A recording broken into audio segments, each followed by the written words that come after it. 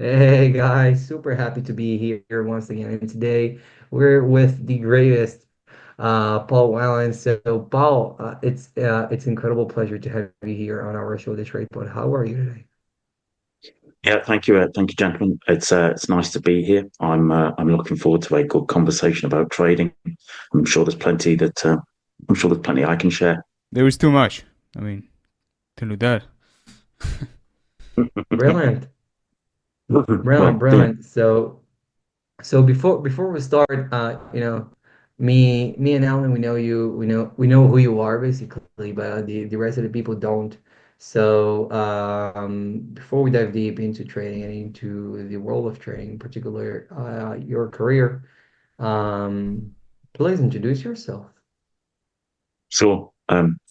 So I came to trade investing probably from a different path than many others in terms of my background isn't investment banking or anything like that. My pathway was quite different. I was actually a what they would call these days. I was a battle manager in the Royal Air Force in the 90s. That was my job, basically just running air wars. But it turns out that there is a huge amount of similarity in skill sets between fighter controllers, as they were called, and financial traders. To the extent that as I was getting towards the end of my contract with the Air Force, there were banks in the City of London who were looking to poach fighter controllers, air traffic controllers, etc., to go and be traders on the banks trading floors, primarily just because of the huge similarity in skill sets between them both. That kind of ignited my interest. I didn't go that pathway. I went my own pathway, but that's what kind of started me. And then invariably, I ended up working basically ended up working in the city, and I started trading around my day job. And I found that I got more. I found I got more joy and pleasure out of trading around my day job rather than basically the day job itself. And so effectively, I transitioned towards trading for myself. Then started to got picked up and started trading for funds. I traded for funds, traded for clients, and then basically people started to come and ask me for help with their trading. And so I started to help traders on the side. What was interesting to me was that the majority of people who came to ask me for help was they didn't need to know what a trend line was, etc. They had probably been trading for probably about 2 years already, so they knew how to trade, but their performance wasn't where they wanted to be, and so I started to help them. I'd spent time, coaching in business. Coaching in the Air Force, coaching on sports fields. And so I was able to bring that together to sort of help traders evolve into their best self as a trader. So that was not something I ever envisaged or planned and such. But I find I quite enjoy it. Trading is a rather lonesome, solitary endeavor, and so actually being able to help others get better is also a great thing to do alongside my trading and my other businesses as well. Brilliant. So you're trading for a long period of time. I would like to ask you, um, after I know what catches your interest within trading, I'd like to ask you this. Um, what instruments do you like to trade, and what instrument do you like to trade on?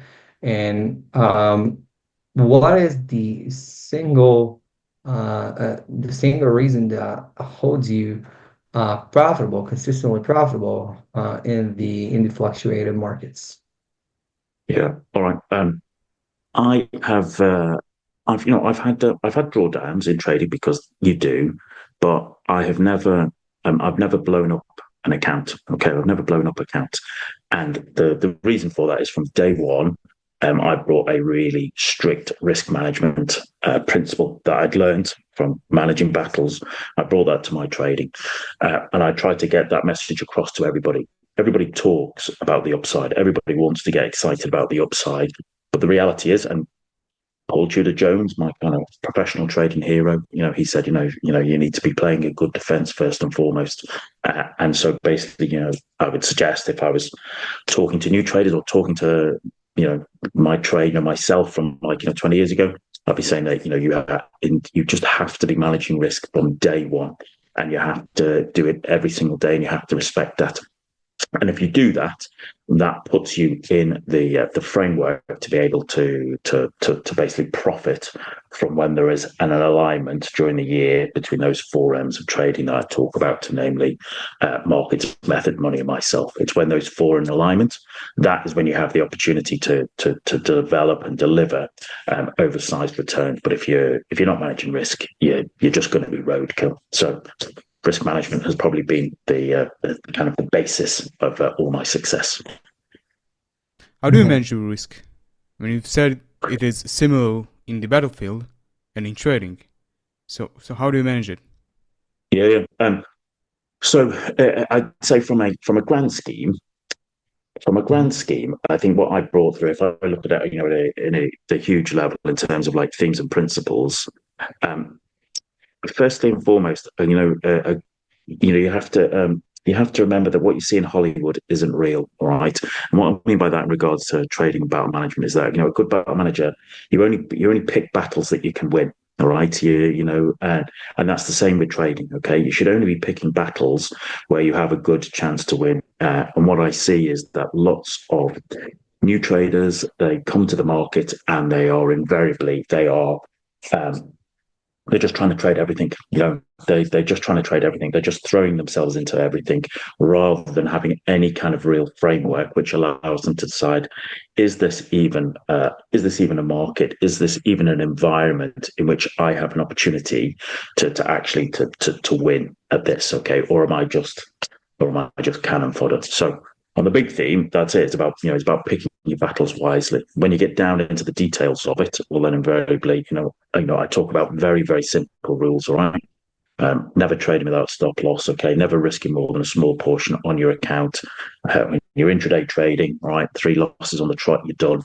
And I have a lot of other just very, very simple rules and principles that you can follow that basically prevent you from going tilt, prevent you from getting churned up, right? Prevent you from actually sort of just being a just another cursory statistic in trading. That's it. So it's a lot of just simple rules and principles that you can follow every single session that you look to trade. Mm-hmm. So you're a proprietary you're a proprietary trader for a long, long time, and you have mentioned that you have never ever blowed your account. Now, I think it's a talent to blow up accounts, and it is an incredible talent to not blow accounts. Now, I would like to ask you, you might be incredible deterministic about your trading approach and about how you approach the markets. And I would like to ask you this, based on your experience, um, what have held you so profitable for a long period of time, and why you were able to not blow up your accounts because you took trading seriously? I don't know. I don't really think that's the entire issue. And then let's discuss a little bit more about the trading instruments that you're used to trade. And that way, I want to create a puzzle based of everything that we're going to be speaking about.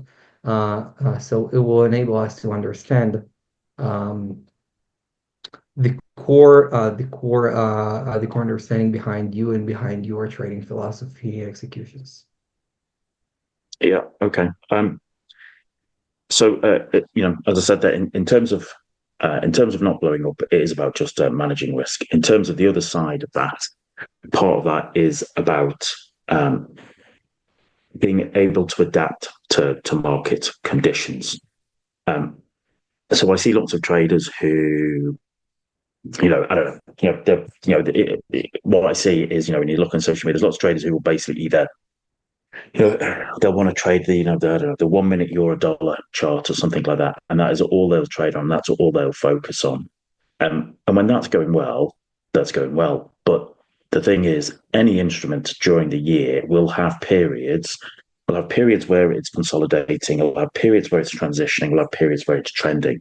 And you have to have the ability to understand the underlying market environment. Okay, just basically coming in and recognizing, is this market trending? Is this market going sideways? Is this market in a transition? And being able to understand that then basically gives me the context from which I'm then looking for particular patterns and particular triggers. And I think that some new traders, they don't know what they don't know. And it's not a reflection on them. It's not, they don't have any experience. They look at social media, look at something, and they'll see some guy who's, supposedly doing really, really well trading the, I don't know, 5 minute euro dollar chart or something like that. And that's not to say you can't, but without understanding the overall context, all right, and without understanding the kind of patterns you're looking for and understanding particular triggers, I think you really put yourself in a very, very difficult position. Understanding context is everything, and there has to be a simple framework that allows you to make a decision: am I going to be a buyer? Am I going to be a seller? Or am I going to sit on my hands? And I think, new traders, they're fueled by optimism bias and excitement, and they want to get stuck in and they want to trade everything, and I can understand that. But they try and trade everything, they have no risk management idea in place, and invariably that's how they start to get themselves in trouble.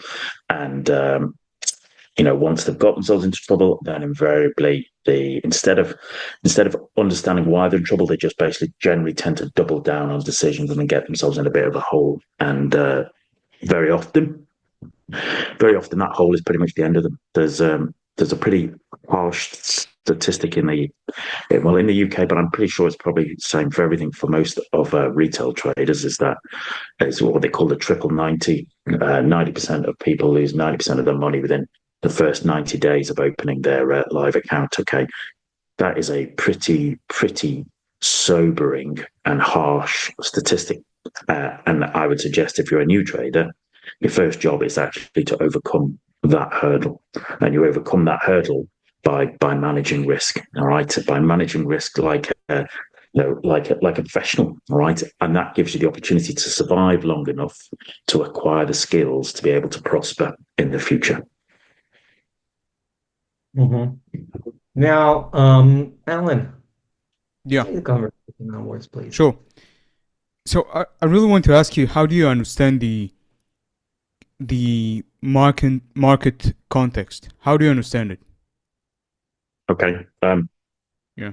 So I operate differently. When I worked for the first couple of hedge funds, I was an intraday FX trader, and I still operate in that same way, namely that as an intraday trader, when I'm intraday trading, I am the guy looking at. I'm a mean reversion and reversal trader. My belief is that 80% of the time, markets on an intraday basis are pretty much range bound, and so 80%? yeah, I'd say 4 out of 5 days. All right, 4 out of 5 days, and a lot of that is to do with specifically I look at particular FX markets, and I'm happy to work with that belief, and my patterns and my tactics adapt to that. Whereas actually on my longer term swing and position trading, I tend to be a dominant trend trader for those. And within FX markets in particular, I'm just looking to buy strength and sell weakness. I'm not Goldman Sachs. All right, Goldman Sachs are doing the opposite. Okay, I'm a what do they call it? I think they call it a Rico fish. A Rico fish. Those fish that are attached underneath great white sharks that just basically nibble off the bits of detritus that come out from a shark attack. That's me. All right. I just only have to have a little bit of a nibble on the food that the big shark is taking down. All right. I don't need to be a hero. I don't need to get into fights. I don't need to let my ego project and stuff. I'm just happy to basically buy strength, sell weakness. And when that plays out in a particular trend that has basically strength, trend, and momentum, I'm looking to play with that. I'm not looking to particularly fight that. And what parameters you look for example, to understand the context of the market? Say that again, sorry, Alan. What are the parameters that you look for?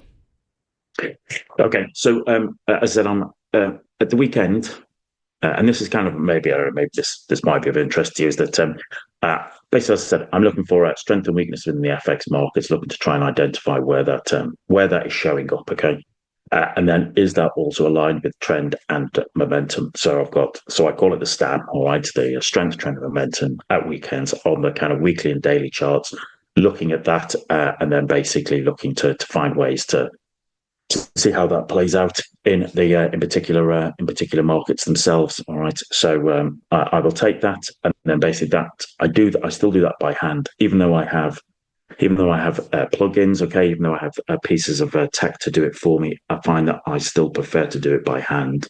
And the reason being is that I find when I do it by hand, I have a much deeper connection with the market. Furthermore, it's also part of best practice for me. So it gets my head in the game for the week ahead. I found that when I just basically utilized the kind of the tools I'd had developed, my connection wasn't as deep with the market, and so I wasn't able to see and spot opportunities as quickly and as well as I would normally. So I still do that by hand, and it's off market at the weekend, so I'm ready for it. And then I've identified, where's the strength, where's the weakness, okay, so that I'm in a position to allocate my sort of time, energy, and resources more effectively during the week for my kind of longer term swing and position trading. Let's then go to like the performance aspect and the psychology and so on. So, how to overcome the psychology issues and so on in the market? Because it's a challenge. Most of the traders it is. struggle with it. It is. And there was a question with what is more important, to have a strategy with an edge or to master the self? So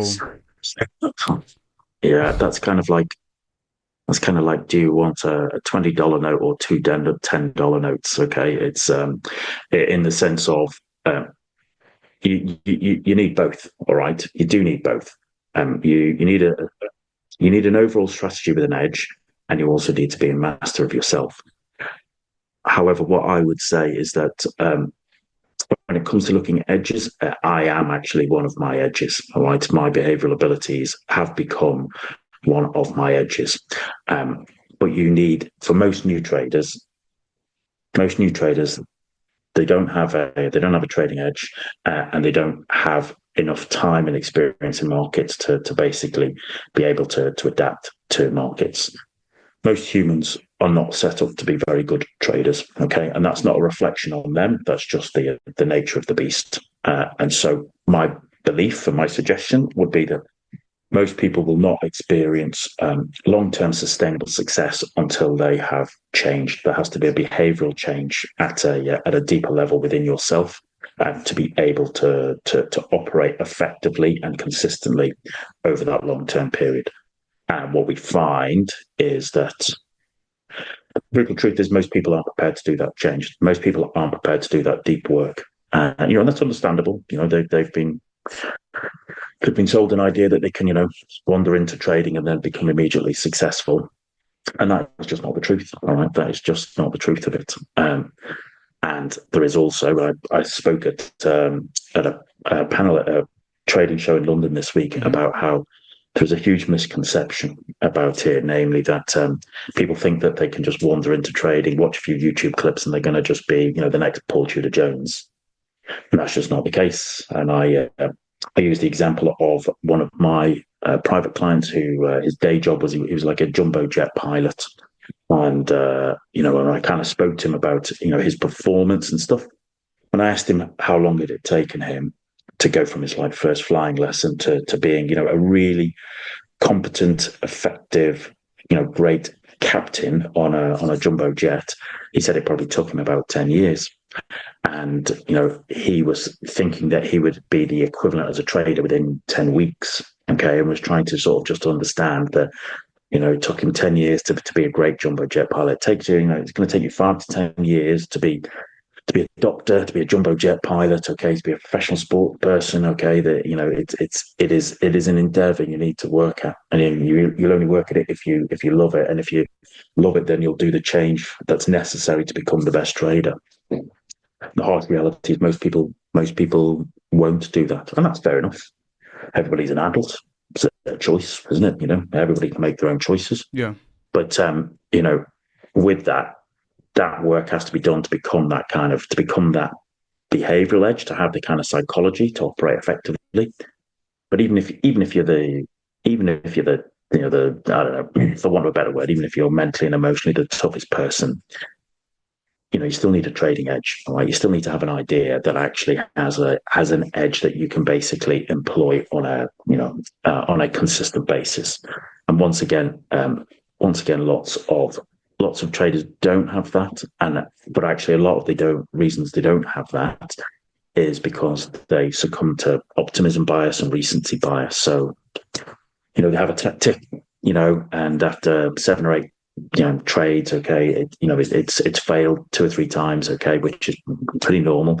And instead of actually working at that and improving and melding that, well, then they just basically they change their strategy, they change the tactic, and so they end up just basically chasing their tail and getting nowhere until they get into that kind of death spiral where they basically death by 1,000 cuts, and it takes them out of the game. And yeah, it's very sad, but as I said, you have to recognize you're going to change as a person to be a good trader.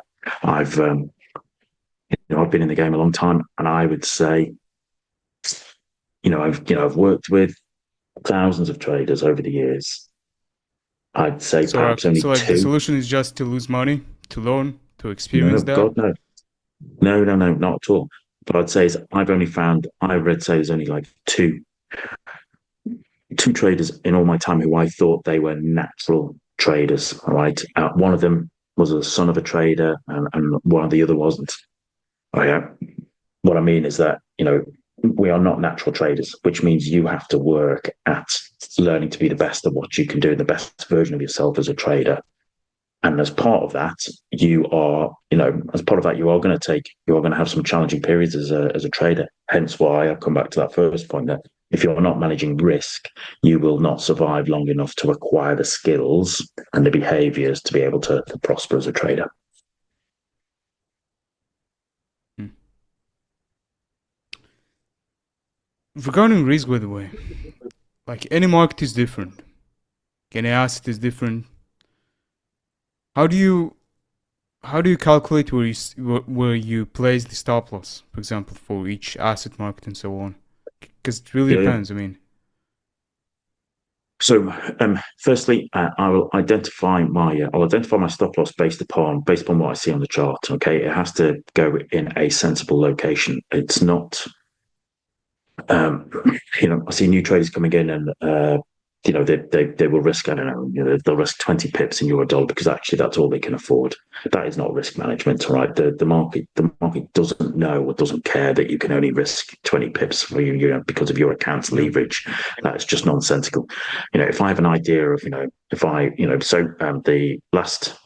the last few weeks, okay, has been a great deal about being long dollar and close to home trading, it being short sterling, okay, in variations. So even though I might have an overall theme, I might have a context that I want to be short sterling, that doesn't mean I just lump on a position. I am looking for patterns and triggers to give me an opportunity to flow into that market. But even with that, I will also identify levels where my idea is no longer valid. All right, if my idea is no longer valid, well, then that's where my stop loss would go. And then I'm working out, okay, from my entry to my exit, what is my position size, and does that position size meet my kind of framework of my overall risk management? If it does, well, the trade is valid. If it doesn't, well, then I don't take that trade.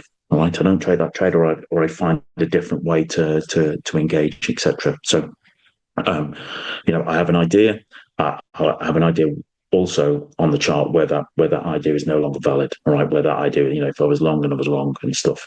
And with that allows me to give me identify my entry and identify my first exit. My first exit, namely where I'm out if I'm wrong. And from that, then I can position size accordingly based upon my matrix. hmm. Does your days in the Air Force help you to kind of form that character to trading? Kind of if you have losses and so on in trading? Yeah. Kind of, I sort of trying to tell people. Rule one is, as I said, it's not like Hollywood. Rule one is live to fight another day, and you do that in a battle, and you do that in markets. And the way you do that is by managing risk. All right, now you might manage risk differently in a battle, but than you would in a market. But realistically, it's the same. Namely, that you live to fight another day, and you do that by managing that risk so comprehensively on a session by session basis. Okay, it's not something you just do when you feel like it. It has to be the core level standards that you operate. That you'll never trade without stop loss. You never risk more than a small portion of it can. You never have more than 6% of your VAR. Okay, at play. That if if your trades are wrong, if you've got three consecutive trades on a trot that are wrong, you are wrong. Okay, you're not aligned with the day. Get out and step aside from it. So there's all that. But equally, one of the things I would say I took from the Air Force, which the military do much, much, much better than the civilian world, is that, especially in the Air Force, they're huge on debriefing. Huge on debriefing. You might spend more time debriefing a mission than you do actually flying the mission. The whole idea being that you learn and you extract the absolute amount of value out of it. People who haven't grown up in that performance environment, they sometimes struggle when they went to trading. I'll tell a tale about the first hedge fund I worked at. It was a startup hedge fund. 6 of us trading there, and it was a case of what I insisted on was we'd have on a Thursday afternoon, 3 till 5. We would basically stop, and every one of the traders had to stand up and present and debrief their trades in front of everybody on the floor. And everyone would get a chance to basically to learn, to debrief, to point out. The other traders absolutely despised it. They absolutely hated it to begin with, because it just tapped into all sorts of insecurities. It tapped into they just didn't want to look like a dick in front of their work colleagues. Okay. But once we'd established that it was not about identifying who was an idiot, it was actually about everybody learning from it, about that trader becoming better from actually having to talk through their ideas, to talk through, what went well, what went badly, what they would do differently. What actually happened was, as I said, they hated it at the start, but by the end of it, they all loved it, and they all took it away into their trading for the rest of their careers, because they realized that ability to debrief, that ability to face up to your big losses, not to, I see traders hide them away and ignore them, and actually to face up to your big losses, okay, to learn from them, to make sure that you stop making those same mistakes. That is all part of it. It's a really important part of that learning curve for traders, and I can heartily recommend it to any traders who are starting out. Make sure you record every trade, all right, and then make sure you review it every trade at the end of the day, the end of the week, end of the month, end of the quarter, because in there, both your wins and your losses are some absolute gold mine of data that you can help utilize to elevate yourself to your next level as a trader. I'm actually curious to ask, how does social environment help you to become a better trader? To have a team behind you, not to trade alone, not to learn by yourself, but to have like a team, friends, teammates. And trade together, learn together. Do you think it helps? It can do. It can. So you need to understand this in terms of, if you're a private retail trader trading at home on your own, it is a lonesome endeavor. All right, and one of the things you find is that the private retail traders are the best sales people you will ever meet. And what I mean by that is that whatever course of action they take, if they tell you, oh, well, I just thought I'd remove my stop loss, or I just thought I'd double down on that position, or I just thought I'd reverse my position, whatever decision they make, they can sell it to themselves that it was the right course of action, regardless of the outcome, because they don't have any accountability. They are not sat on a trading floor, or they're not sat, in a normal job where you've got your colleagues, you've got your boss on your back and stuff, keeping you and holding you accountable. So, very often what happens is private retailers, they go home, all right, and they have nobody to hold them accountable, and they not in the best way, okay, of their interests. So there is that you need to look at. But equally, I have seen people go the exact opposite way and set up kind of like social media trading groups. And invariably what tends to happen is it tends to eat itself. Okay. Because what happens is most people won't do the work, and they're just hoping that they can hop on the back of someone else's good trade recommendations. there is no escaping doing the work. All right. There is no escaping doing the work. Okay. Everybody loves to think they can have a shortcut. You cannot escape doing the hard work to be a good trader. But in between that, what I would say is that, I run like the London Traders Network, like a meetup group. Okay. I have one in Dublin as well, split my time between the UK and Ireland. And the whole idea of that was to basically like old school social media, chance to get out and just have a beer and a chat with other traders. No one understands your journey as a trader quite like another trader, right? Everybody goes through the kind of the same journey, different extremes, different paces, different times, but nobody understands your journey quite like another trader. And the chance to get out and have whether it be a coffee or a beer and chat with other traders about the good, the bad, and the ugly of your trading week, that is enormously useful.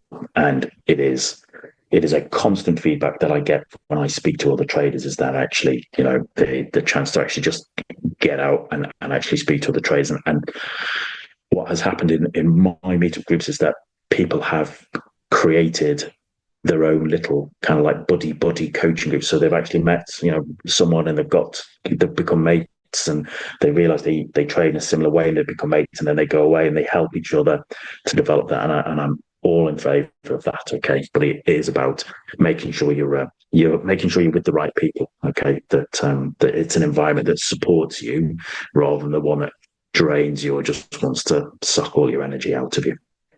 Yeah.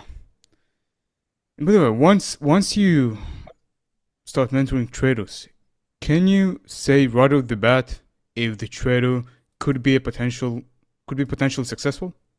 I mean, right off the bat, depending on his characteristics and everything. That's a good question. I'd say I have. I'd say I have a pretty good a pretty good hit rate in terms of understanding whether people have the potential to be a good trader. I'd say probably 70%. It's always some people who surprise you in both good and bad ways.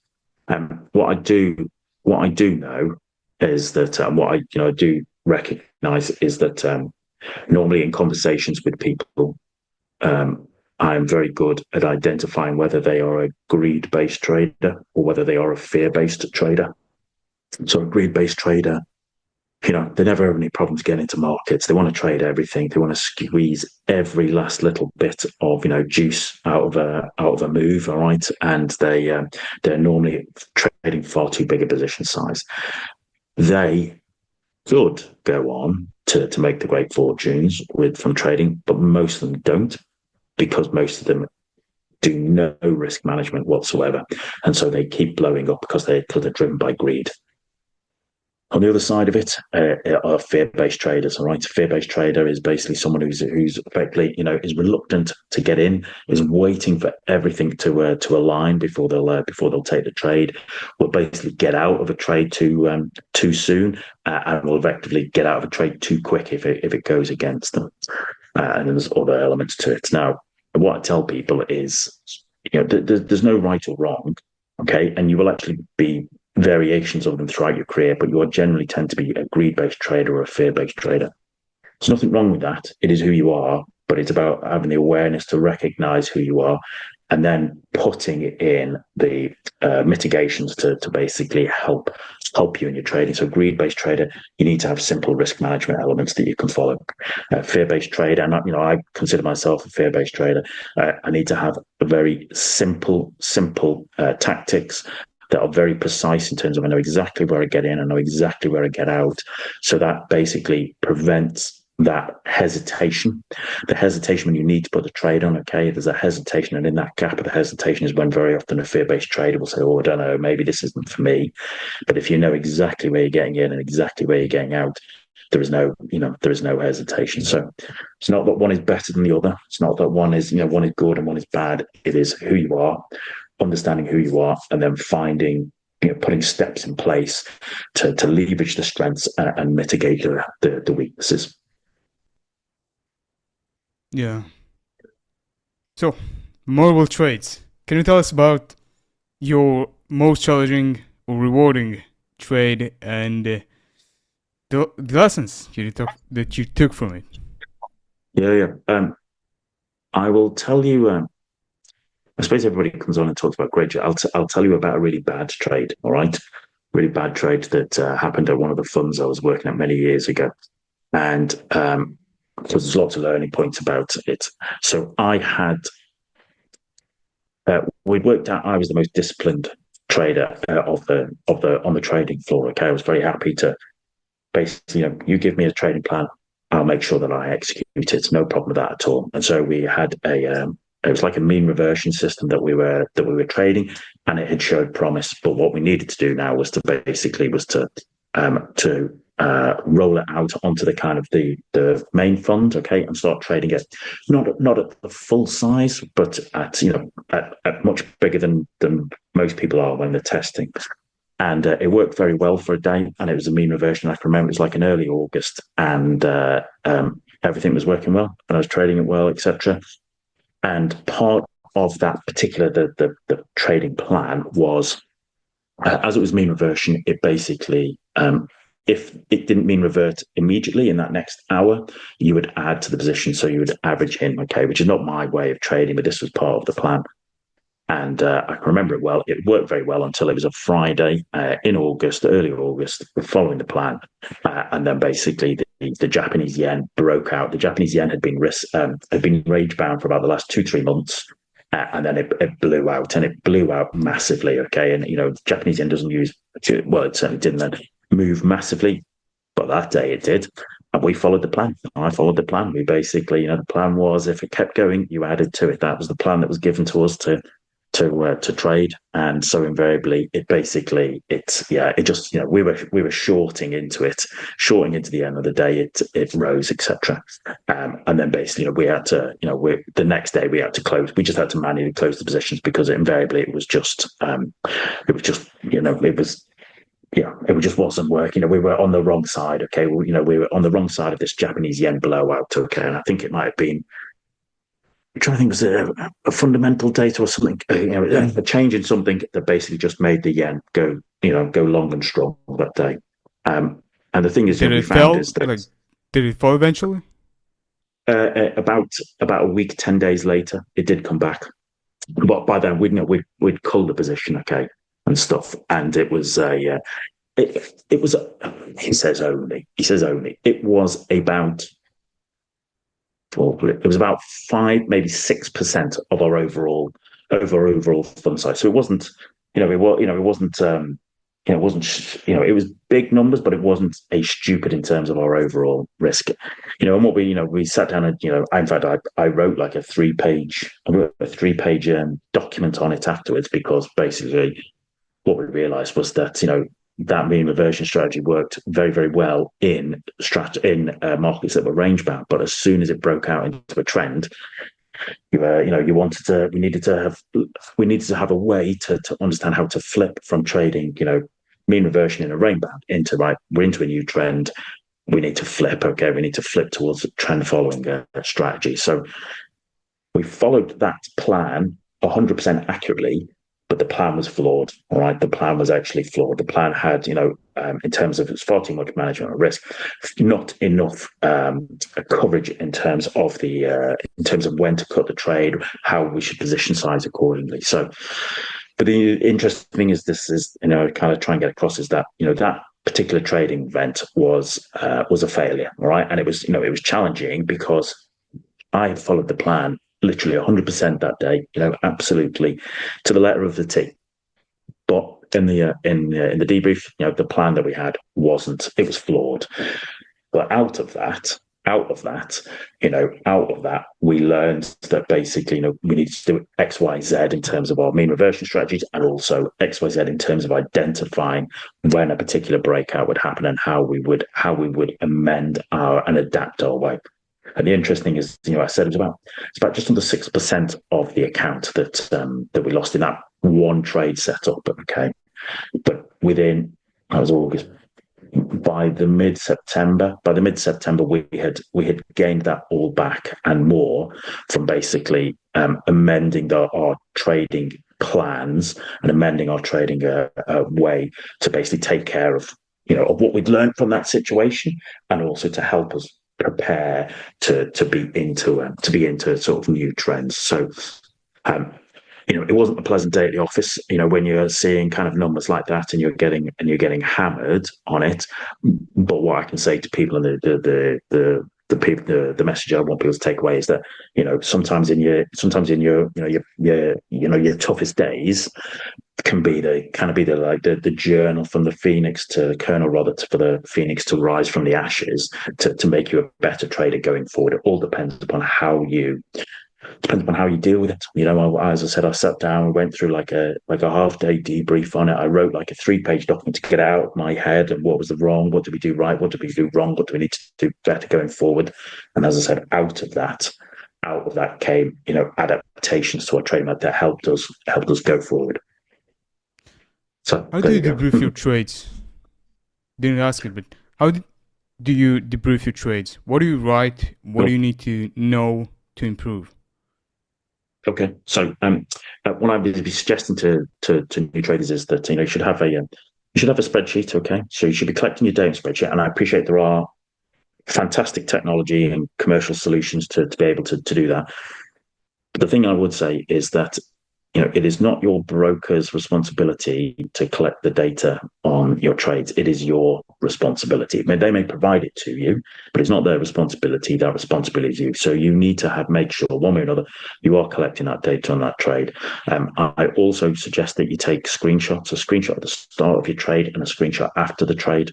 And I also suggest that you write a trade journal about the trades. Now, as you get deeper into your experience, you don't really necessarily need to cover every single trade, ones that just stand out. But to begin with, you want to set best habits, best practice for a trader. So you want to basically keep a journal, and that journal is really, why did you basically take that trade? What was it you were looking for? What was your timeline? What was your schedule? And also during the trade itself, what are you feeling? What are you sensing? So that once that trade's complete, I can then basically debrief. I've got the data. Okay, I've got the screenshots. I can see how I looked at, how the market looked before I put the trade on, how the market looked after the trade was complete, and then I'm just looking to go through, were my decisions really ultimately? I'm looking to focus on, was I making good decisions? Once a trade is triggered, anything can happen. All right, and I suspect with Mr. Trump coming back into the White House, we will go back to those levels of volatility because a tweet from him will cause all sorts of pandemonium in markets. And I remember that from last time. Anything can happen once a trade is triggered. So I'm looking at 3 things. Did I plan my trade? Did I trade my plan? Did I manage my risk? Those are the 3 things that I can control. Those are the 3 things that I have a commitment to ensuring that I do every single time. Did I do that when I'm in my debrief? Did I do that? Okay. Were the inflection points during that trade that I missed, points at which particular levels where once the market got to that, I was in a position to make a decision, namely, do I stay with this trade or do I basically cut my loss and leave early, etc. And were there inflection points there that I missed in my pre-market analysis, and also, what are 3 things I have to take away from this trade? Okay, what did I do well? What did I do badly? And what would I do better next time? And the thing is, by doing all of that, what you're doing is, you've paid for that trade, right? Well, regardless of the outcome of the trade, you've paid for that trade in money, time, and energy. It is up to you as a trader to ensure that you derive the most value out of that experience. That's what the Air Force do with their flying missions. Okay, that's why they have big debriefs, so they learn, because the consequence for failure in aviation is much higher. Okay, if you screw up, you kill yourself and you might kill everybody else. So the consequence for failure means that you are constantly looking to derive value from every experience. But you bring that to trading, okay, and that invariably you've paid for it. And time, energy, resources, one way or another, it's up to you to ensure that you derive the most value from that, so that you're in an effort to be a better trader tomorrow than you were yesterday. And once you get into that kind of process-driven, performance-focused rather than outcome-focused, that is what helps traders start to basically switch from being an amateur with a hobby towards being a professional with a business.